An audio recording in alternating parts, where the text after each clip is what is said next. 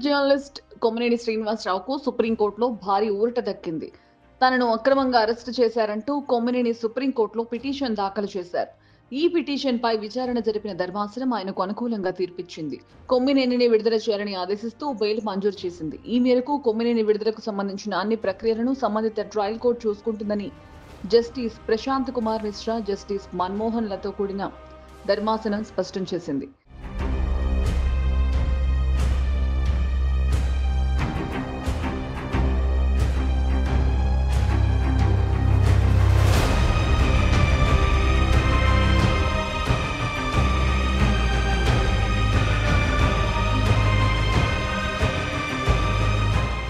కొమ్మినేని తరపు సీనియర్ న్యాయవాది సిద్ధార్థ దవే సుప్రీంకోర్టులో వాదనలు వినిపించారు. సాక్షి ఛానల్లో చర్చలో కొమ్మినేని మహిళల పట్ల ఎలాంటి అనుచిత వ్యాఖ్యలు చేయలేదని, చర్చలో పాల్గొన్న ఓ ప్యానలిస్ట్ ఆ వ్యాఖ్యలు చేశారని కోర్టుకు తెలిపారు.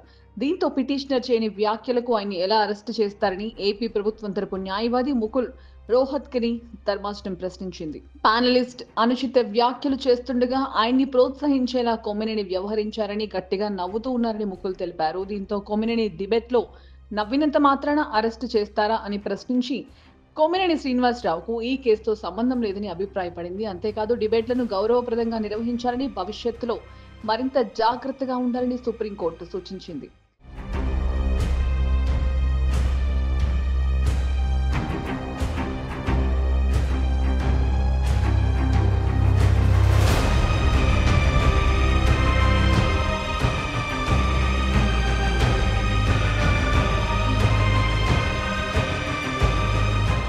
తాజాగా కొమ్మినేని శ్రీనివాసరావుకు సుప్రీంకోర్టులో ఊరట లభించడంపై వైసీపీ అధినేత జగన్ స్పందించారు.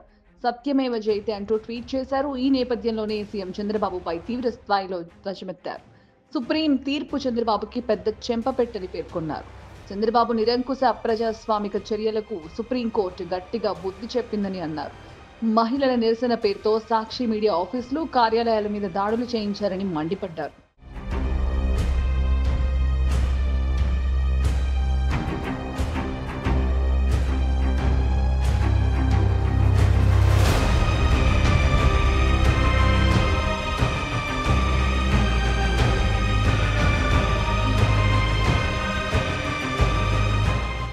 అయితే అమరావతి మహిళల్ని కించపరిచేలా సాక్షి డిబేట్లో వ్యాఖ్యలు చేశారంటూ తుళ్లూరు పోలీస్ స్టేషన్లో సీనియర్ జర్నలిస్ట్ కొమ్మినేని శ్రీనివాసరావుతో పాటుగా విశ్లేషకుడు కృష్ణంరాజులపై కేసు నమోదైంది.